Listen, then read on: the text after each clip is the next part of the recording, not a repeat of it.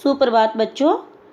मैं सुनीता रानी मैम आज आप लोगों के सामने वसंत भाग 3 कक्षा 8वीं की दूसरी कहानी लेकर आपके सामने प्रस्तुत हुई हूँ। इससे पहले हम ध्वनि कविता, जो कि पाठ 1 था हमारा कविता 1, उससे पहले हम उसके क्वेश्चन आंसर और उस कविता को हम डिस्कस कर चुके हैं। आज जो है ये हमारी दूसरी कविता है। क्योंकि आपको पता है कि भारत पूरा लॉकडाउन चल रहा है, तो इसलिए हम इस समय का अच्छे से यूटिलाइज करेंगे और अपने सिलेबस को एक एक करके हम आगे बढ़ाएंगे। तो आइए चलते। प्रस्तुत है आपके सामने आज की कहानी लाख की चूड़ियाँ। ठीक है, पाठ अपने नंबर 2 है ये, वसंत भाग 3 से। लाख की चूड़ियाँ जो है, इसके लेखक हैं कामतानाथ जी। कामतानाथ इनके लेखक हैं जिन्होंने इस कहानी को लिखा है। बेसिकली इस कहानी में मैं आपको बताऊंगी लेखक ने जो है किस प्रकार से मशीनी युग आने के कारण हमारे जो समाज में हजारों लोग बेरोजगार हो गए हैं, उनकी व्यथा यहाँ पर दिखाई है। ठीक है, तो मैं इसमें आपको कुछ पहले चित्र दिखाना चाहूँगी। ये जो चित्र है आप लोग इसको देखिए। इसमें एक जो व्यक्ति है वो आपको कुछ काम करता हुआ नज़र आ रहा होगा। ठीक है, तो ये जो कहानी है ये इसी व्यक्ति की कहानी है, जिसका नाम कहानी में बदलू है। बदलू जो है एक गांव में रहने वाला एक मनिहार है। ठीक है, मनिहार कौन होते हैं? जो चूड़ियाँ बनाते हैं। कहानी को पढ़ने से पहले हम आपकी वसंत भाग में दिए गए कुछ शब्दों के अर्थ हम पढ़ लेते हैं, जो कहानी के बीच बीच में आते हैं और जिसकी हमें आगे ज़रूरत पड़ती है। कहानी में एक शब्द आया चाव। चाव क्या होता है? इच्छा, चाह या रुचि, इंटरेस्ट जिसको हम बोलते हैं।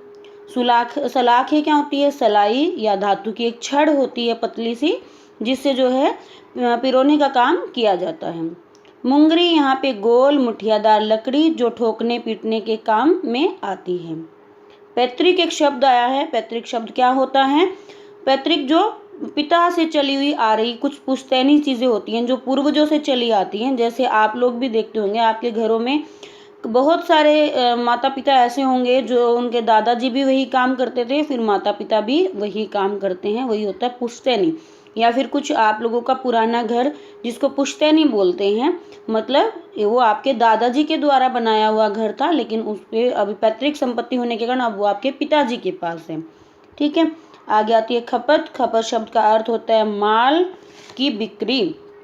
ठीक है, अब आती है वस्तु। पैसे से ना खरीद कर, पैसों से न खरीद कर। विनिमय का अर्थ यहाँ पे इम्पोर्टेंट है। यहाँ से आप लोगों का एक प्रश्न भी बनेगा कि वस्तु विनिमय किसको कहते हैं।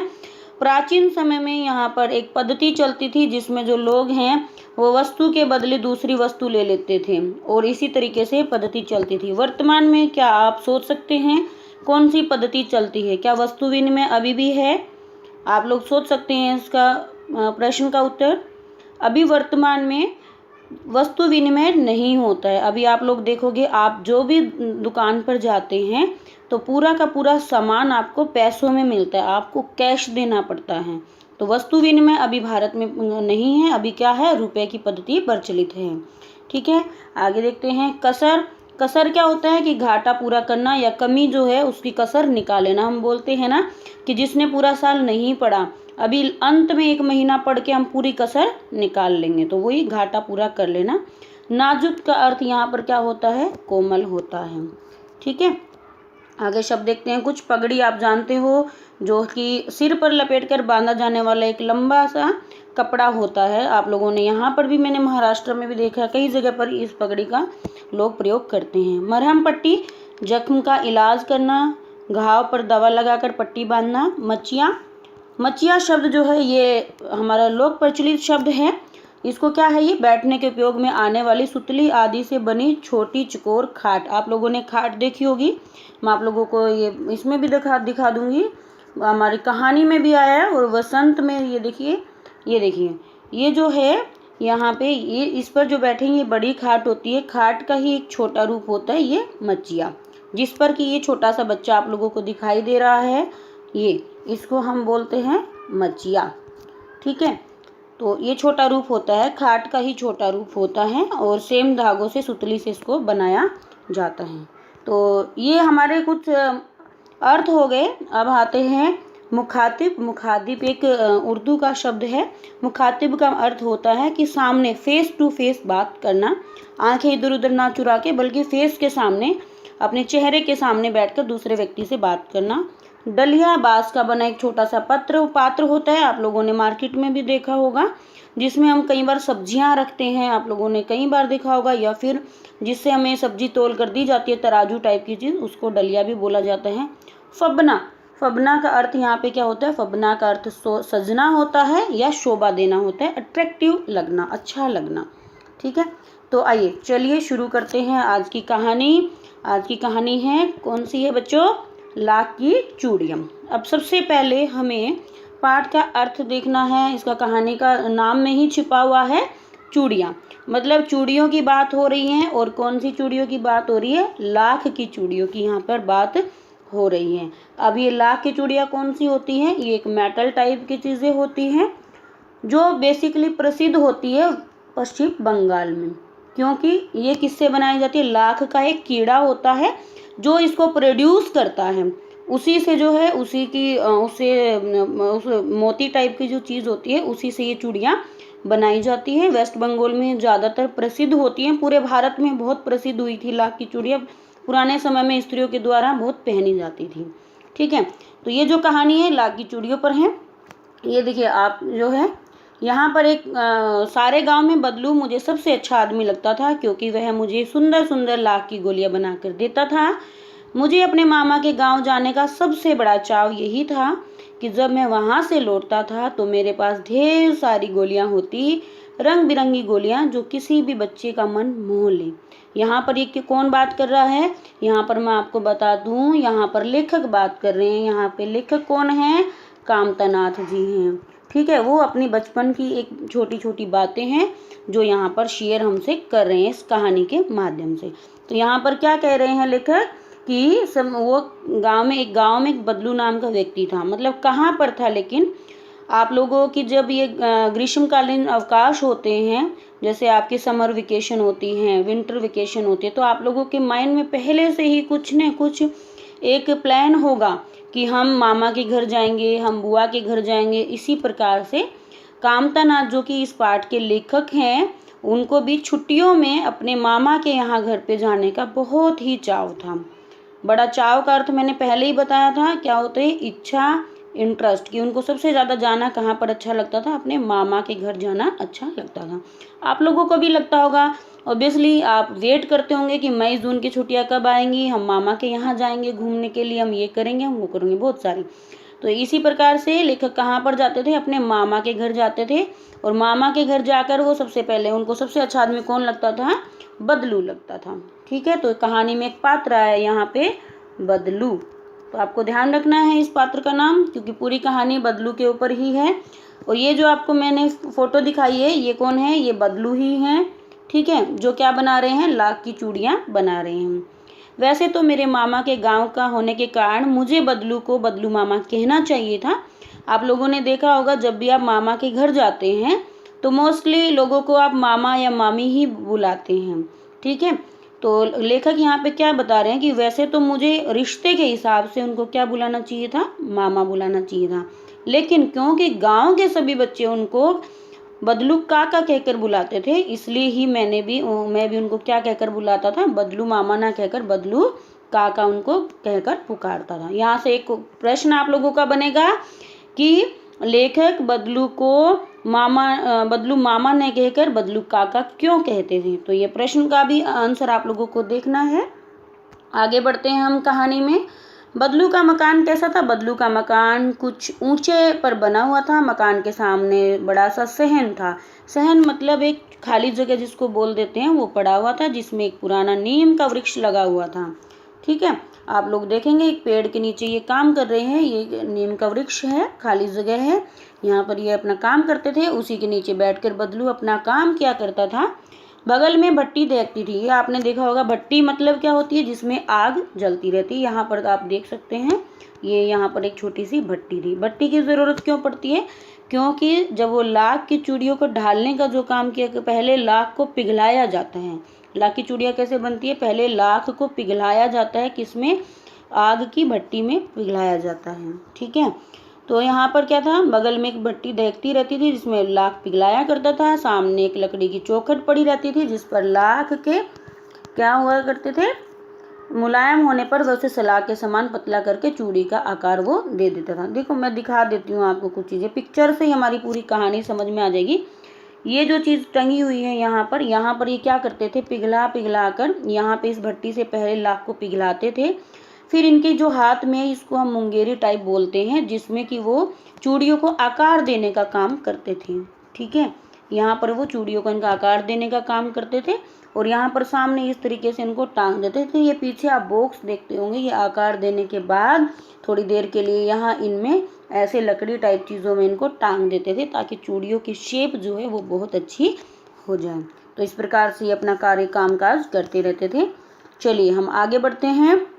बदलू यह कार्य सदा ही एक मचिए पर बैठकर किया करता था। मचिया मैंने अभी आप लोगों को बताया था, यहाँ मचिया एक लोक प्रचलित शब्द है जो खाट का ही छोटा आकार होता है, जिसको हम आज की भाषा में, इंग्लिश भाषा में अगर कहें तो स्टूल टाइप की एक चीज़ होती थी जिस पर वो बैठकर अपना काम करते थे।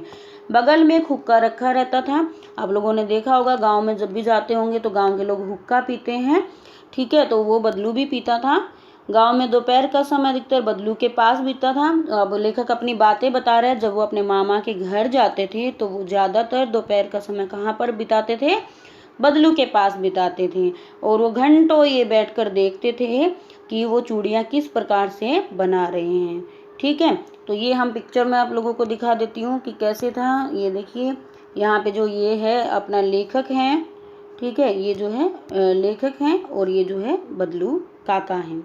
ठीक है, तो ये अपना लेखक को भी एक मचिए पर बिठाया हुआ है। जब ये इनके घर जाते थे दोपहर में तो इनको भी एक मचिया बदलू जो है दे देते थे और इनके पास ये बैठते थे। अब प्रश्न ये उठता है कि लेखक को इतनी रुचि क्यों थी, बदलू के वहाँ जाने पर उनको इतना अच्छा क्यों लगता था, आगे हम इस कहानी में देखेंगे। ठीक है, तो सबसे पहले हमारी ये बात हो गई कि वो सबसे ज़्यादा दोपहर का समय जो है लेखक का कहाँ पर बीतता था, बदलू के घर पर ही बीतता था। वो घंटों बैठकर ये देखते रहते थे कि वो बदलू चूड़ियाँ किस प्रकार से बना रहे हैं। और बदलू लगभग डेली कितनी चूड़ियाँ बना लेता था, 4 से 6 जोड़े वो चूड़ियाँ बनाता था। ठीक है, आगे बढ़ते हैं। अब यहाँ पर थोड़ा सा बदलू के चरित्र के बारे में बताया हुआ है कि बदलू किस प्रकार का एक व्यक्ति था। बदलू मनिहार था। मनिहार कौन होते हैं, जैसे सोने का काम करने वाले को सुनार कहा जाता है, लोहे के काम करने वाले को लोहार कहा जाता है, इसी प्रकार चूड़ियों का काम करने वाले व्यक्ति को मनिहार कहा जाता था। उस समय पे चूड़ियाँ बनाना उसका पैतृक पेशा था। मैंने बताया पैतृक पेशा क्या होता है, जो कि पिता से चली आ रहा एक पेशा होता है, यानी व्यवसाय जो पिता कर रहे थे वही पुत्र भी कर रहे थे। ठीक है, और वास्तव में वह बहुत ही सुंदर चूड़ियाँ बनाता था।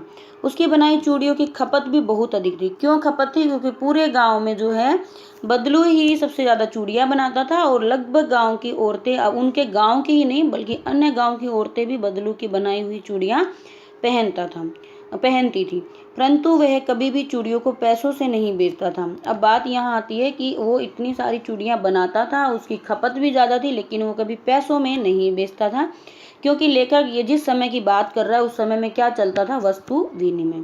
इसका अर्थ क्या हुआ कि लोग उनको अनाज दे देते थे, बदलू को अनाज दे देते थे और बदले में बदलू उनको क्या दे देता था, चूड़ियाँ दे देता था। वैसे बदलू स्वभाव से बहुत ही सीधा अच्छा व्यक्ति था, लेकिन कभी कभी वो लेखक ने कभी झगड़ते नहीं देखा। लेकिन शादी विवाह के अवसर पर बदलू हमेशा जिद पकड़ लेता था। अब क्वेश्चन ये आता है कि बदलू ऐसी जिद क्यों पकड़ लेता था। देखिए, पूरा साल तो बदलू किसी से कोई पैसा नहीं लेता था, अनाज के बदले ही वो चूड़ियाँ बेच देता था या चूड़ियाँ दे देता था। लेकिन जब शादी का अवसर आता था उस समय बदलू वस्तु विनिमय की प्रणाली नहीं अपनाता था। उस समय क्या करता था, उस समय वो शादी के अवसर पर वो हमेशा पैसे लेता था। ठीक है, तो शादी विवाह के अवसरों पर वह अवश्य जिद पकड़ लेता था, जीवन भर चाहे कोई उससे मुफ्त चूड़ियाँ ले जाए, परंतु विवाह के अवसर पर वह सारी कसर निकाल लेता था। यहाँ पर आया था सारी कसर निकाल लेना, एक मुहावरा है, तो हमें इसको भी देखना है। कसर निकाल लेना मतलब घाटे को पूरा कर लेना। पूरा साल वो कितना ही घाटे में रहे लेकिन विवाह के अवसर पर अपना घाटा पूरा कर लेता था। अब मुझे याद है, यहाँ कौन बात कर रहा है, यहाँ पे लेखक बात कर रहा है कि मेरे मामा के यहाँ लड़की के विवाह पर जरा सी किसी बात पर बदलू क्या हो गए थे, बिगड़ गए थे और फिर उनको मनाने में लोहे लग गए। अब यहाँ पे फिर से एक मुहावरा आया है, ये आपसे पूछा जा सकता है। लोहे लग जाना मतलब कि बहुत ज़्यादा मनाना, बहुत मुश्किल मनाना, कोई किसी व्यक्ति को मनाने में बहुत ही मेहनत करना। तो इसी प्रकार से हम देखेंगे, अगर आपको वाक्य में प्रयोग करेंगे तो बदलू को विवाह के अवसर पर मनाने के लिए लोहे लग गए। ठीक है, कभी कभी आप माता पिता से जब नाराज हो जाते होंगे तो आपकी माता को आपको मनाने के लिए बहुत लोहा लगाना पड़ता होगा, आप बहुत मुश्किल से मानते हैं, यदि जिद पे आप आ जाते हैं छोटे बच्चे। ठीक है, तो लोहे लग जाना यहाँ पे एक मुहावरा है, इसको हमें ध्यान में रखना है। विवाह में इसी जोड़े का मूल्य इतना बढ़ जाता था कि उसके लिए उसकी घरवाली को सारे वस्त्र मिलते, ढेरों अनाज मिलता, उसके लिए पगड़ी मिलती और रुपए जो मिलते सो अलग। मतलब इस विवाह के अवसर पर जब वो चूड़ियाँ बनाता था तो उसको क्या क्या मिलता था, उसमें घरवाली के लिए, उसकी मतलब उसकी पत्नी के लिए भी उसको वस्त्र मिल जाते थे, अनाज भी मिलता था, उसको सिर पे पहनने के लिए पगड़ी भी मिल जाती थी और रुपए भी उनको मिल जाते थे।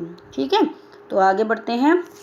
अब सबसे बड़ी बात, बदलू के बारे में आगे बात बढ़ रही है कि बदलू को सबसे ज़्यादा चिढ़ किस बात से थी। वैसे तो बदलू स्वभाव से अच्छा था, बस शादी के अवसर पर कभी कभी वो जिद पकड़ लेता था, या हम यूँ कहें कि अपना उसका कार्य था तो वो अपने कार्य में घाटा नहीं करना चाहता था, क्योंकि वो पूरे साल में केवल एक ऐसा अवसर शादी का ही आता था जिसमें कि बदलू अच्छे से पैसे कमाता था। अब बात करते हैं कि बदलू को किस बात से चिढ़ थी। बदलू को सबसे बड़ी चिढ़ थी कांच की चूड़ियों से। अब आप मुझे बताओ बच्चों, बदलू कौन सी चूड़ियाँ बनाता था, किसकी बनाता था? बदलू लाख की चूड़ियाँ बनाता था। तो जब वो लाख की चूड़ियाँ बनाता था, उसका व्यवसाय क्या था? एक तरीके से लाख की चूड़ियाँ बनाना। तो उनको कांच की चूड़ियों से होना स्वाभाविक है ना। जैसे अब आप लोगों ने देखा होगा कि आपने कोई दुकान खोली या आपके मम्मी पापा ने कोई दुकान खोली, उन्होंने एक चूड़ियों की दुकान खोली, ठीक है, लाख की चूड़ियों की। बराबर में ही दूसरे व्यक्ति ने कांच की चूड़ियों की दुकान खोल ली और धीरे धीरे क्या होने लगा, आपकी जो लाख की चूड़ियाँ हैं वो कम बिकने लगी और कांच की चूड़ियाँ क्या होने लगी, ज़्यादा बिकने लगी। तो बच्चों आप मुझे बताओ, तो फिर आपको उस समय गुस्सा आएगा कि नहीं आएगा कि हमारी चूड़ियाँ नहीं बिक रही हैं, बराबर वाली दुकान की बहुत सारी चूड़ियाँ बिक रही हैं? तो गुस्सा आना स्वाभाविक है। तो इसी प्रकार से यहाँ भी बदलू को क्या होने लगा, इस बात से बहुत ज़्यादा चिढ़ थी कि कोई भी स्त्री कांच की चूड़ियाँ पहने। यानी बदलू क्या चाहते थे कि सारी स्त्रियाँ लाख की चूड़ियाँ पहने। अब यहाँ पे बात है कि बदलू को इस बात से चिढ़ थी कि कांच की चूड़ियों से किसी भी स्त्री के हाथों में यदि वह चूड़ियां दिख जाती थी तो वह अंदर ही अंदर कुढ़ उठता था। अंदर ही अंदर कुढ़ना मतलब वह अंदर ही अंदर उसको बहुत ही गुस्सा आता था और कभी कभी तो 2-4 बातें भी सुना देता था। किन्हें सुना देता था? गांव की औरतों को वो सुना देता था। ठीक है, मुझसे तो घंटों बातों किया करता था। अब यहाँ आगे कौन किससे बातें कर रहा है? लेखक से बातें हो रही हैं। तो क्या करता था, कभी मेरी पढ़ाई के बारे में पूछते, कभी मेरे घर के बारे में, तो कभी मेरे शहर के बारे में। और मैं उनसे कहता कि शहर में सब कांच की चूड़ियाँ पहनते हैं। यानी लेखक क्या बता रहे हैं बदलू को कि शहर में तो सब कांच की ही चूड़ियाँ पहनते हैं, वहाँ पर लाख की चूड़ियाँ कोई नहीं पहनता है। तो उस समय पर बदलू उनको क्या जवाब देते थे? शहर की बात और है लल्ला, वहाँ तो सभी कुछ होता है। वहाँ तो औरतें अपने मर्द का हाथ पकड़कर सड़कों पर घूमती हैं और उनकी कलाइयाँ नाजुक होती हैं ना। क्या कह रहे हैं यहाँ पर? उनका एक माइंड सेट है। यहाँ पर बदलू का एक माइंड सेट दिखाया गया है, उनका छवि दिखाई गई है कि उनके शहर के प्रति क्या सोच है और वहाँ की स्त्री के प्रति क्या सोच है। ठीक है, कभी कभी बदलू मेरी अच्छी खासी खातिरदारी भी करता था। कभी वो मेरे लिए गाय का दूध मलाई बचा कर रखता, तो कभी आम की फसल में से मुझे 2-4 आम डेली देता था। परंतु इन सब बातों के अतिरिक्त लेखक को ये सब तो ठीक है, लेकिन सबसे ज़्यादा अच्छा लेखक को बदलू का कौन सा व्यवहार लगता था? यहाँ पर ये प्रश्न बनेगा, ये बहुत ही महत्वपूर्ण है। एक प्रश्न पीछे भी बनेगा जो मैंने आपको बताया था कि बदलू को कांच की चूड़ियों से चिढ़ क्यों थी। ये प्रश्न बहुत महत्वपूर्ण है, आपके फाइनल एग्जाम में पूछा जा सकता है।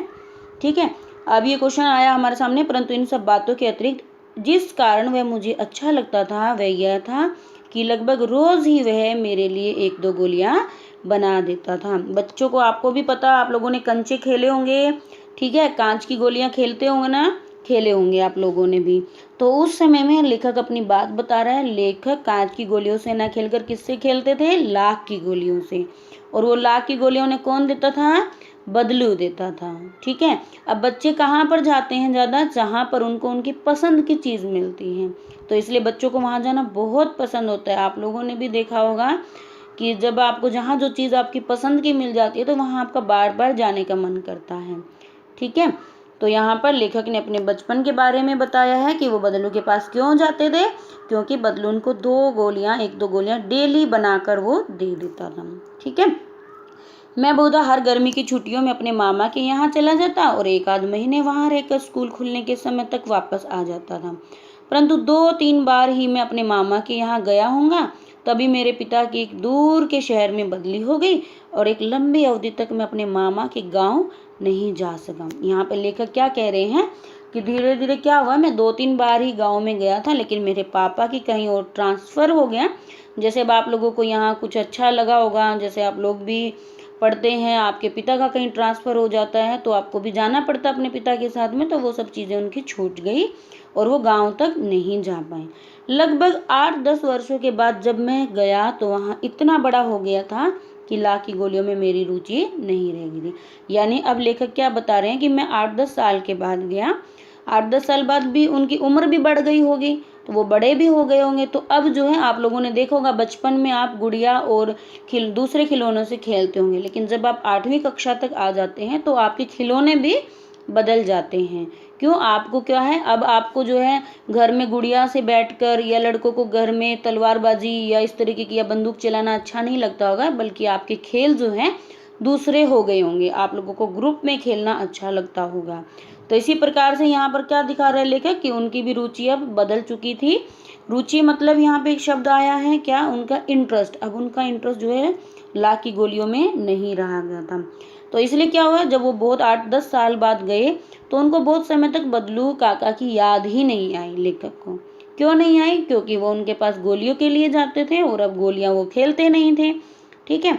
लेकिन एक दिन क्या हुआ, लेखक के साथ में उनके मामा की एक छोटी लड़की आंगन में फिसलकर गिर गई और उनके मामा की लड़की ने हाथ में क्या पहना हुआ था? कांच की चूड़ियां पहनी हुई थी और वो चूड़ी टूटकर, कांच की चूड़ी टूटकर लेखक के हाथ में घुस गई और लेखक को बहुत सारे खून आए। ठीक है। सॉरी, बरसात में मेरे मामा की छोटी लड़की आंगन में फिसलकर गिर पड़ी और उसके हाथ की कांच की चूड़ी टूटकर उसकी कलाई में घुस गई। किसकी कलाई में घुस गई? यहाँ पर उनके मामा की छोटी लड़की के हाथ में घुस गई। सॉरी, लेखक के हाथ में नहीं, किसके हाथ पर लग गई? मामा की छोटी लड़की की हाथ में। यानी कलाई क्या होती है? जिस पर औरतें चूड़ियां पहनती है, इसी में कलाई, उसी को बोलते हैं। ठीक है। और वहां से क्या बहने लगा? खून बहने लगा। उस समय मेरे मामा भी घर पे नहीं थे, तो उनकी लड़की की मरहम पट्टी किसको करनी पड़ी बताइए? घर पे कोई जब होता है कोई तो कौन करता? अगर किसी को चोट लग जाए, मान लो कि आप हो और आपकी मम्मी हैं, आपकी मम्मी को यदि चोट लग जाती है और आप हो घर पे, तो उनको पट्टी दवा देने का कार्य कौन करेगा? आप ही करोगे ना।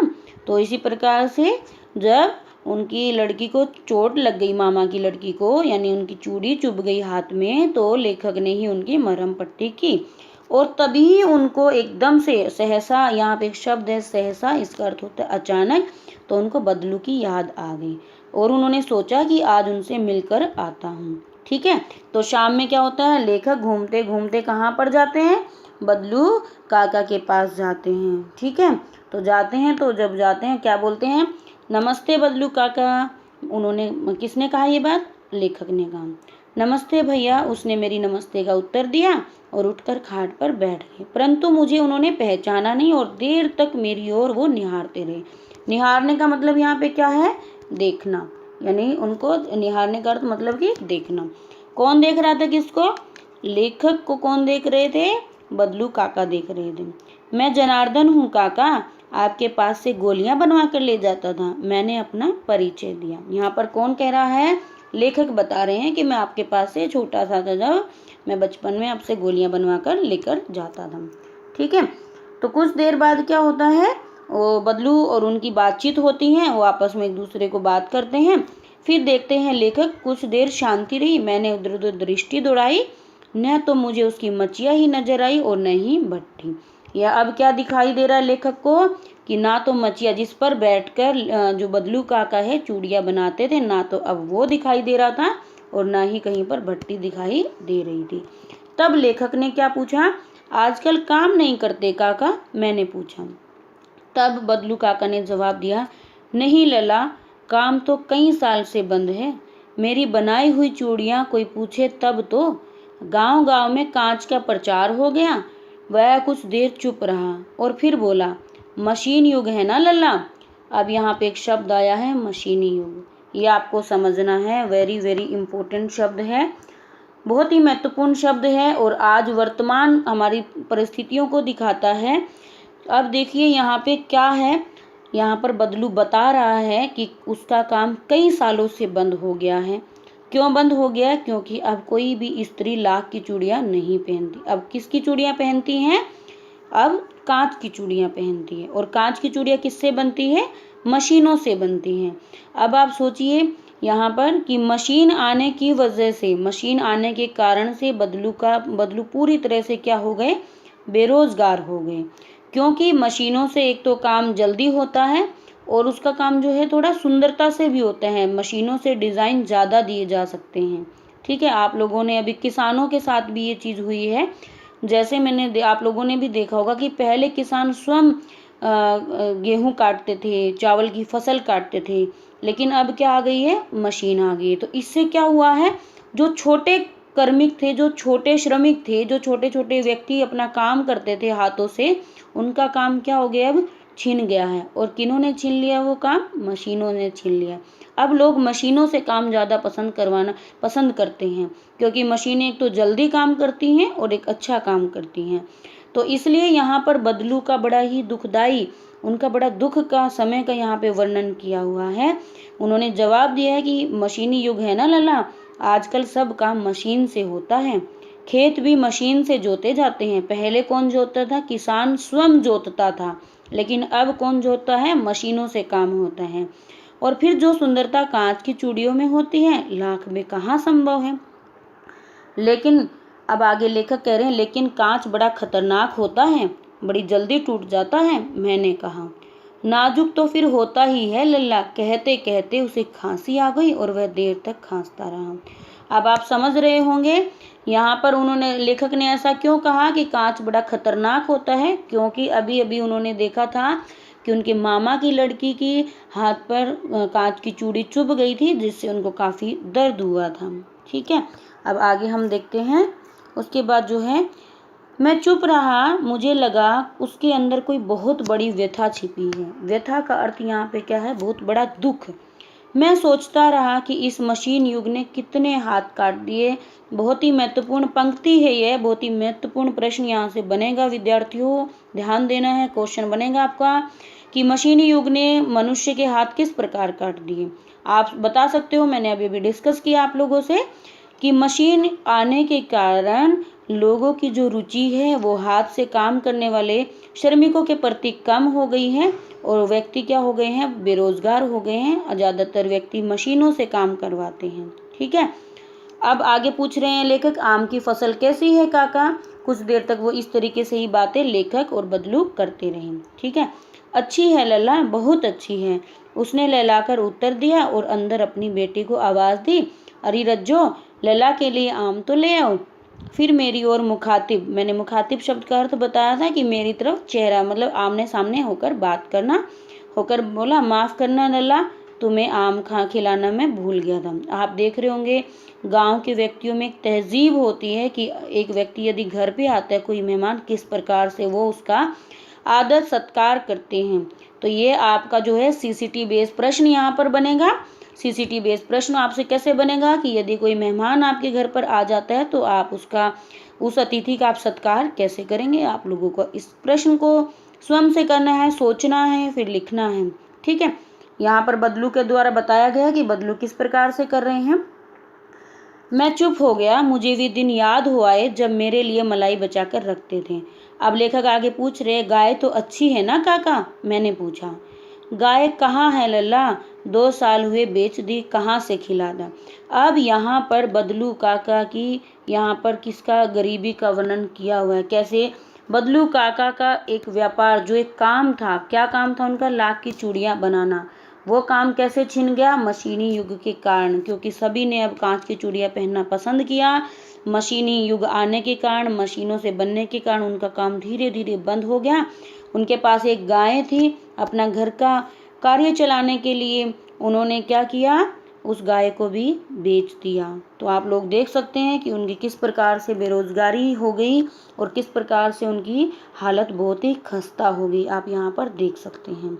ठीक है, तो इस तरीके से उन्होंने फिर अपनी बेटी से, इतने में रज्जो उसकी बेटी अंदर से एक डलिया में ढेर से आम ले आई। तो यह बहुत है काका, इतने कहाँ खा पाऊंगा, मैंने कहा। वाह वाह, वह हंस पड़ा, शहरी ठहरे ना, मैं तुम्हारी उम्र का था तो इसके चौगुने आम एक बखत में खा जाता था। चौगुने मतलब 4 गुना, आप समझ जाएंगे, और बखत मतलब एक समय। बखत का मतलब यहाँ पे ये आम प्रचलित भाषा का शब्द है बखत, इसका अर्थ होगा समय। ठीक है, समझ गए आप लोग इस बात को? मुझे लगता है मैंने क्लियर कर दिया होगा। अब क्या होता है, आगे जो है उनकी बेटी उनको कुछ आम दे देती है, और जब वो उनके हाथों में देखते हैं, लेखक क्या होता है, जब उनकी बेटी जो है रज्जो लेखक को आम दे रही होती है, तो वो देखते हैं कि उनकी गोरी गोरी कलाइयों पर लाख की चूड़ियाँ थी और बहुत ही अच्छी लग रही थी। तो लेखक उनकी चूड़ियों की तरफ देख रहे थे। फिर इधर बदलू ने देखा कि लेखक लगातार जो है उनकी बेटी की चूड़ियाँ देख रहा था। फिर बदलू उत्तर देता है, यह आखिरी जोड़ा बनाया था जमींदार साहब की बेटी के विवाह पर। 10 आने मुझको दे रहे थे, पर मैंने जोड़ा नहीं दिया। अब आप लोग समझ ही गए होंगे, उन्होंने एक आखिरी जोड़ा बनाया, जमींदार साहब की बेटी थी। वो कितने पैसे मांग रहे थे उसके? 10 आने मांग रहे थे, 10 आने उनको दे रहे थे जमींदार साहब, लेकिन उन्होंने नहीं दिया। उन्होंने कहा शहर से ले आओ, मैंने आम ले ली। यहाँ पर क्या दिखाया गया है? बदलू का व्यक्तित्व दिखाया गया है यहाँ पर, कि बदलू एक बहुत ही स्वाभिमानी व्यक्ति था। उन्होंने अपनी कला से कभी भी समझौता नहीं किया, यानी उनके लिए, उनके पास बहुत गरीबी थी, उसके बाद भी उन्होंने 10 आने में अपनी चूड़ियों को नहीं बेचा, बल्कि लास्ट जो जोड़ा था वो किसने पहना? उनकी बेटी ने पहना। ठीक है, मैंने आम ले लिए और खाकर थोड़ी देर पश्चात चला गया। मुझे प्रसन्नता हुई कि बदलू ने हार कर भी हार नहीं मानी। यहाँ एक महत्वपूर्ण प्रश्न फिर से है कि बदलू ने हार कर भी हार नहीं मानी, इसका अर्थ क्या होगा? इसका अर्थ क्या है कि बदलू ने अंत समय तक भी अपने व्यापार में समझौता नहीं किया, भले ही उसकी स्थिति बहुत बुरी हो गई थी, उसके बाद भी उन्होंने अपने स्वाभिमान से समझौता नहीं किया। उसका व्यक्तित्व कांच की चूड़ियों जैसा न था कि आसानी से टूट जाए। यहाँ पर ये बात क्या है? व्यक्तित्व मतलब पर्सनैलिटी, कि जैसे कुछ थोड़े से पैसे देखे और व्यक्ति जो है बदल जाता है। आप लोगों ने देखा होगा कि किसी को आप लालच जल्दी देते हो तो बहुत ही व्यक्ति बदल जाते हैं। तो बच्चों, इस कहानी से आपको क्या शिक्षा मिलती है? एक तो पहली बात तो संदेश कि हमारा व्यक्तित्व कांच की तरह नहीं होना चाहिए कि वो जल्दी से टूट जाए। हमारा व्यक्तित्व एक ठोस व्यक्तित्व होना चाहिए, जिसकी एक पहचान होनी चाहिए अलग से। हमारा चरित्र इतना मजबूत होना चाहिए कि कोई भी हमें आसानी से तोड़ ना पाए, चाहे कितनी भी विपरीत परिस्थितियां हमारे सामने आए। ठीक है, तो मुझे लगता है आप लोगों को कहानी बहुत ही अच्छी लगी होगी, और कल हम इससे संबंधित प्रश्न करेंगे। ठीक है, और मिलते हैं हम नेक्स्ट वीडियो में जल्दी से ही। हम इसी तरीके से अपना सिलेबस आगे बढ़ाएंगे। धन्यवाद विद्यार्थियों।